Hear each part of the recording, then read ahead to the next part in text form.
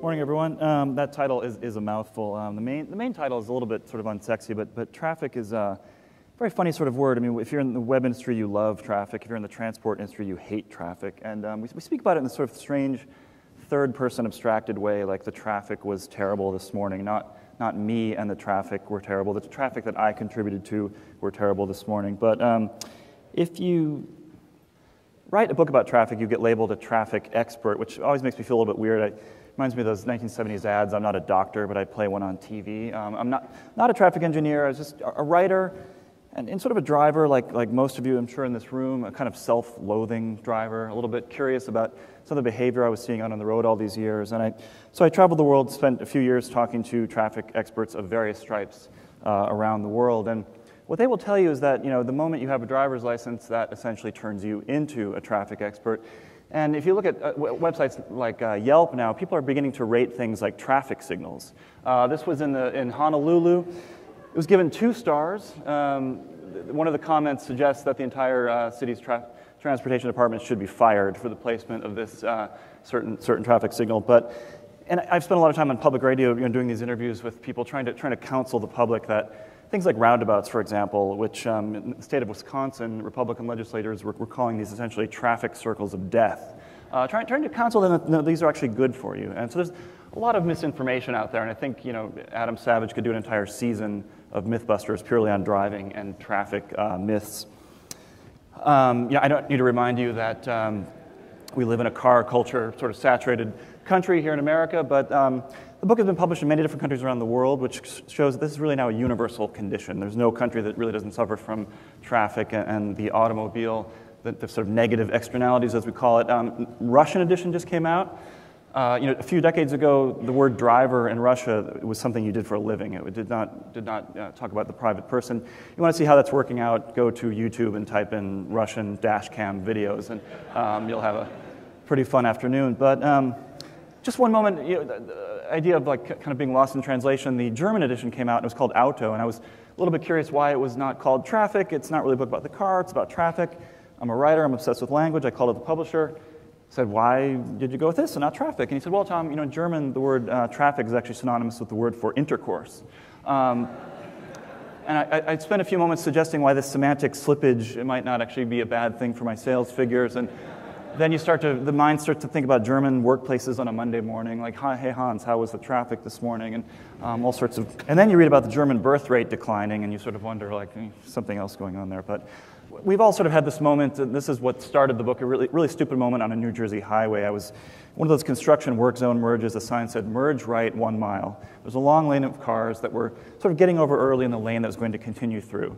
I was one of those what I thought was law-abiding people, got over early, went through, and noticed after a few days of doing the same behavior repeatedly that there was all this real estate in the left lane and that a few drivers were taking advantage of that space, going all the way to the merge point, fighting their way back in. So one day I felt like the system was sort of gaming me, so I jumped in the left side, went all the way to the front. I felt pretty bad about this. My wife was in the front seat. She was sort of covering her hands. People were giving me nasty looks. Later, I started asking people on Metafilter and other places and friends, was what I did actually wrong? Or did I make congestion worse? Or is there something, could the system be set up in a better way to actually move more traffic through there? So I started investigating. And it turns out there's something called dynamic late merge, a technology that's been tried in various states that sort of, you set up the system so you tell people to stay in each lane until the merge point, then do a one-on-one zipper merge. It's used in Germany, it's used in different places around the country. But people feel weird about this. In Minnesota, they've tried this, and people will not stay in the left lane to the merge point. They get over. They think it's somehow being wrong. People in Minnesota are essentially too nice. But the main lesson I learned, from this situation is that the individual driver cannot often understand the larger traffic system. And the thing about this system is it actually moved more traffic through the bottleneck than the traditional sort of good behavior of law-abiding drivers. And when I talk about late merge, I'm not talking about sort of getting into a highway off-ramp at the last minute when there's a queue. That's sort of clearly bad behavior. This is the idea of taking more efficient use of spare real estate on the highway. But this idea of moving people around, moving through cities is as old as cities themselves. This image comes from Pompeii. You see there's the sort of wear patterns from where carts were being taken down the street on horses. Yeah, there's also a nice accommodation made here for pedestrians that can walk over those blocks. The carts go right through the blocks. Everyone wins. Cut forward a few centuries, in 16th century Europe. You see the emergence of these things called the sedan chair or the horse-drawn limousine, and these words are very suggestive of our current automobile culture, and it sort of suggests how long this has been going on for. And what's interesting is this was a kind of an enormous social change going on here. This was the first time the emergence of these devices that you could go through public space in a private setting.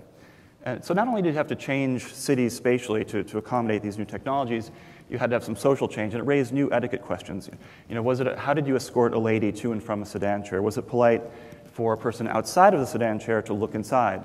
And if two drivers came at once to the same intersection, who was going to go first? Was it the person who got there first, higher social status, who was going faster?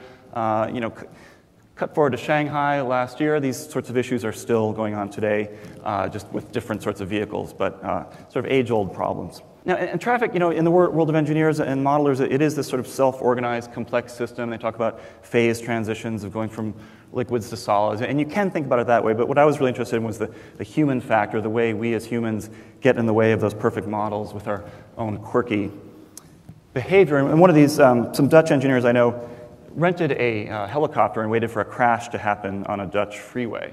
And luckily, this was a non-fatal van rollover. But it's interesting, the top segment there, you see the van has flipped over. There's a clear reason why the capacity has been reduced by 11%. People are actually having to move over into an extra lane. There's a merging process happening. We know how well merging happens. But what's interesting is way across that big median strip there, on the bottom segment, they're also having an 11% capacity reduction with no physical obstruction. There is essentially a mental bottleneck. People are slowing to look at what's going on well across that median strip. And they found that people actually kind of emerged out of the stop-and-go traffic more slowly than during normal stop-and-go congestion, sort of indicating a distractive effect, or as I think, really pausing to contemplate their own mortality before moving on. So we all sort of know this happens. It's just nice to see it quantified and set up so elegantly. Now, another question I had was, was traffic the result of there always being too many people trying to occupy too much space at the same time, or because of a physical bottleneck, or cars coming onto an on-ramp, or was there something about the way we as humans drove ourselves that actually made traffic congestion worse? This Japanese physicist in a very famous experiment rented a closed circular track, which we see here, and they asked drivers to drive up to 30 kilometers an hour and then maintain a steady speed and following distance. And we see that people, the system eventually began to break down pretty quickly. People have trouble maintaining a steady speed. They drive a little bit too close to the person in front of them.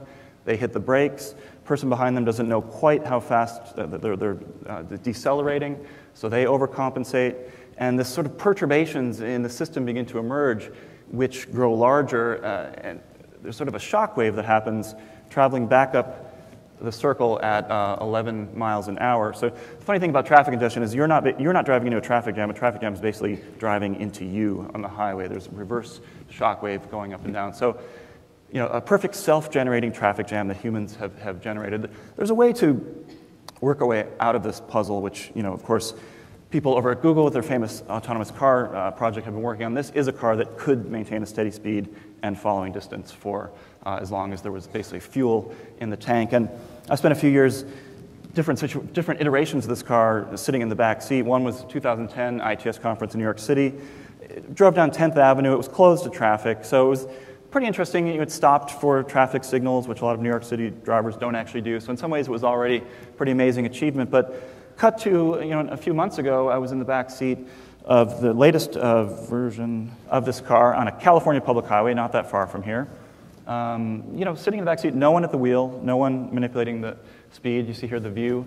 And at the beginning, I was a little bit nervous, as anyone would be, but then I started looking at the drivers around me, the people texting while driving, the people changing lanes without signaling, the people weaving for no apparent reason. And it was them that I began to feel afraid of and really began to feel quite comfortable in the back of this car. Because it is an amazing piece of technology. It not only knows when another car is in its blind spot, as most high-end cars now do, it can tell when it's in the blind spot of another car and sort of automatically position itself. So interesting future we're heading toward, which would really solve a lot of issues on the road. So being in a car changes us, and you read enough transport surveys, and you see there's often a footnote specifying where they talk to people when they interview them about their transportation decisions. Because if they were on foot, they would probably give one answer. If they were in the car, they might give a different answer, even if they're both a pedestrian and a driver. Being in the car essentially changes who we are in all sorts of ways. I mean, the main thing about driving is that we're moving around as anonymous actors, and without sort of the traditional mechanisms for society, gossip, reputation, feedback, eye contact. It's not really a system that's really set up for harmonious interaction. Yet we spend our days looking at people's rear ends, which is not at all how we're optimized to communicate. And here you can see the kind of logical end of the honor student bumper sticker trope, which has found its. But especially in the U.S., we're always trying to send messages to people in sort of desperate hopes that they'll receive them, because I think we're missing all these other things. We rely instead on a variety of sort of mental heuristics and shortcuts to make decisions about other people and how we should behave in traffic. There's a guy named Ian Walker in England who's a traffic psychologist who's in my book quite a bit, and he did this interesting experiment. He equipped his bicycle up with a device to measure the speed and distance of vehicles as they passed him. And he set himself up in a number of different experimental conditions. He wore a helmet, then he didn't wear a helmet, then he put on a sort of a pink shirt and a bad wig and declared himself a female cyclist without a helmet. The patterns of behavior by drivers were not random. When he had the helmet on, people drove very close to him. When he took the helmet off, they gave him a little bit more space. When he became a woman and took the helmet off, they gave him the most space of all. So in all those cases, drivers were making decisions on the fly about how competent or what behavior they should expect from this cyclist. If you stop those drivers a mile later and ask, why did you do that, they probably would have no memory of doing this. It's beneath subconscious reasoning, which is how much of traffic behavior actually occurs. We don't have time for nice reflective ideas about how competent he is as a cyclist. What's interesting about traffic in New York City, of course, traffic, beyond a sort of massive transportation system, it's a giant applied psychology laboratory in real time. And there's a lot of experiments that were done going back to the 70s about how people act, for example, at traffic lights. One classic experiment, the way you do it is you have a car at a red light, you wait for the light to turn green, you position someone nearby, and have them record the vehicle behind you and see how quickly they honk, how many times they honk, and how long each honk is. Was it sort of an angry, lean on the horn? Was it a polite tap? And again, we see that these patterns are not random. Men honk more quickly than women. People driving more expensive cars honk more quickly than those driving more modest vehicles. People in convertibles, less likely to honk than those in enclosed cars. Again, I think that having less of that anonymity, feeling more of a human connection with the person in front of them. And you can set these experiments up in all sorts of different ways. In Australia, they looked at how willing would you be to let another driver in ahead of you from a minor junction as you were nearing a red light. So it's sort of an experiment in social altruism. How much would you give up a little bit of your own time for the sake of someone else who you were not related to, who was not going to do something for you in return, who you were likely never to see again? Again, you see a number of interesting patterns here, which you can draw your own conclusions about what that says about society. But one variable that was not raised in that study was the idea of eye contact. I mean, you've all had this experience of getting someone's eye and they wave you in when you're trying to get into traffic. And it feels very powerful. It sort of awakens these deep, I think, altruistic impulses. We all lived in very small groups around the world. But Ian Walker, again, the image on the left, I think even people in the back can probably tell that something's a little bit strange about that image on the left. What it is that one of his eyes is shifted by a few pixels out of a screen of hundreds. And it just shows how sensitive we are to picking out this eye contact. Why are we so sensitive to it? It's an important tool in gaining social cooperation. That's why we have so much white in our eyes, so people can see where we're looking, what they want us to do, what we want them to do. Psychologists hook up people to eye tracking software, show them a picture of a car. The first place they look is the eyes, which the headlights, which resemble human eyes. My favorite example of the power of eye contact was an experiment in a university break room that they're having trouble with people paying for coffee. It was an honor system. They weren't donating enough money to replenish the coffee. And so they put above the coffee machine one week, an image of human eyes, flowers, eyes, flowers. They found that donations soared in the weeks when human eyes were present. And I mean, the lesson here is that also the scarier the eyes, the higher the compliance. So don't have to be realized. Just the picture of human eyes is enough to sort of will us toward compliance. Would this sort of thing work in traffic? It's an actual traffic sign found in the city of St. Paul, Minnesota, part of an artistic traffic calming exercise, which is actually quite interesting because these are non-standard signs, obviously, but studies have found that the closer you are to your own home, the more likely you are to violate traffic signals. It's sort of a familiarity effect and a bit of highway hypnosis in a way. You're so used to that environment. What can we put in this environment to remind you that you're in a human place, there might be people around, to essentially wake you up a little bit? So this is a JPEG. You know, the image isn't moving. What's really moving are your eyes. If you stare at the black dot, you can make the image stop. But I love illusions, and they're present on the road as well in all sorts of ways, and in really higher stakes than simple sort of parlor games here, because we're moving at these high speeds beyond which we were really evolutionarily adapted to handle. A great example here is, it looks like these two boxes looks like they're shuffling, right? If you look really carefully, they're actually both moving at exactly the same speed. There's a contrast problem here. When the dark one crosses the light, it looks like it's going slower. What does this have to do with traffic?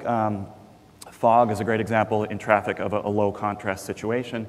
And you hear in the news about these large chain reaction crashes with hundreds of cars, and you think, well, it must be a simple visibility problem. But I would suggest what's really happening is, and this is a study done in Australia, two images of driving. The first one, plain. The second one, a layer of fog was sort of simulated fog was superimposed upon there. Students were asked which one is going faster. Of course, the driver in both of these is going at exactly the same speed, but because of that low contrast environment, it makes us feel like we're going slower than we really are, which is exactly what's happening in fog. We're all sort of suffering from a collective visual hallucination, if you will. Another problem, we'll need a space bar on this one, I think, is we often have trouble estimating the speed and distance of objects that are coming from far away.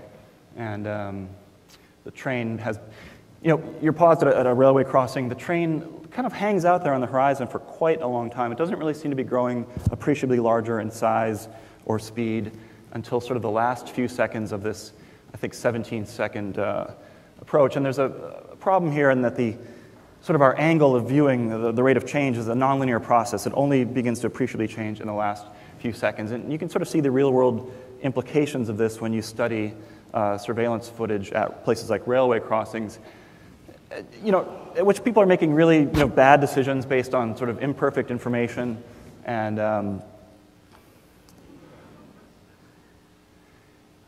when I was watching this footage, I thought, well, a lot of these are unmarked crossings with not enough lights. But a study here in California found that a full 1 in 5 fatal crashes occurred at very well marked. I'm sorry, the majority happened at very well marked and lighted crashes. 1/5 of fatal train crashes involve the car hitting the side of the train. So it's a very complicated environment. Just a simpler idea, the more of the road you can see, the further away the car ahead of you will look. This car is the same distance from the driver in both photos. What's happening in the bottom is the guy is seated on a few phone books, an experiment done by General Motors in the 70s. And if anyone who drives an SUV or sort of a taller vehicle, you'll be getting less of that feedback from the road. You'll feel like you're going slower than you really are. One last illusion, if you stare at the X in the center very intently, stare at the X this is not a mass hypnosis experiment, but just stare very intently. The Buddha should seem to loom out toward you. This has been called the treadmill effect. Same thing happens at the gym. You're running on the treadmill, you stop, the room seems to loom toward you. What's happening are neurons in your brain that track forward and backward motion are getting tired and beginning to get confused. This happens on the road as well. It's called speed adaptation. When you've been driving at a long speed for a long time and you're suddenly asked to enter a slower environment, you often have trouble adapting. You think you've slowed more than you really have, which is why traffic engineers often have to put up these signs reminding you of exactly what your speed is, sort of this external feedback.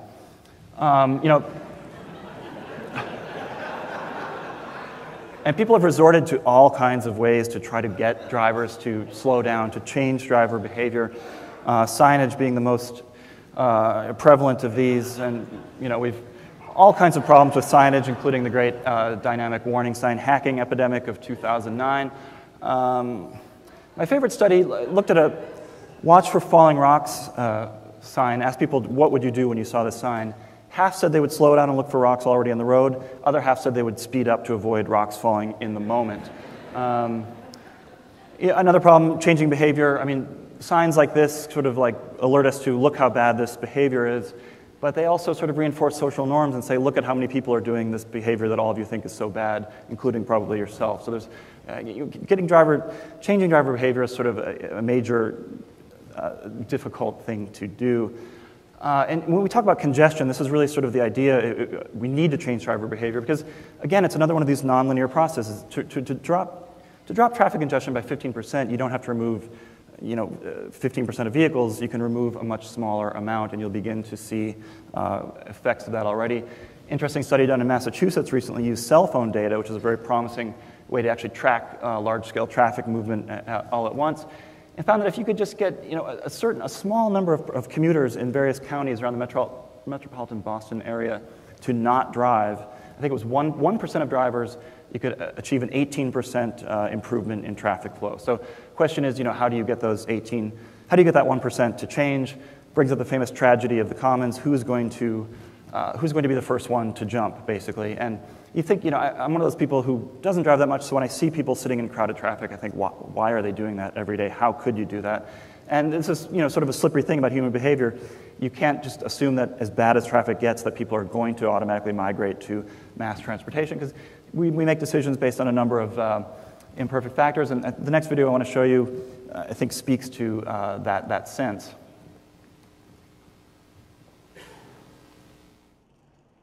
Paradise, sparkling and cascading into the winter air, a burst water main on the A406.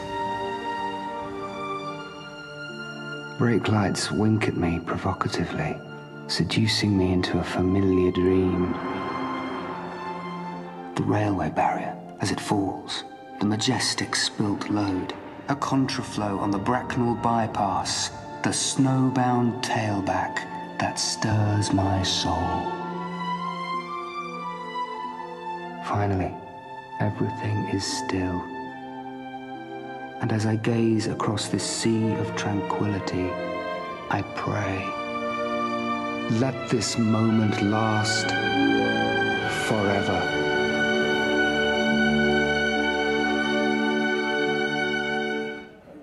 This was a commercial that was actually made but never shown on European television because it violates the principal rule of car advertising. You cannot show traffic in a car ad.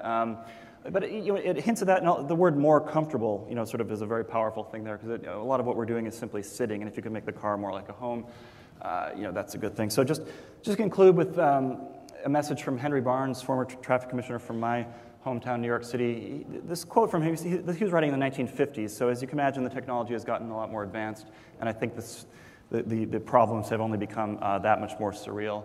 And I will conclude there, and thank you for your attention. Thanks.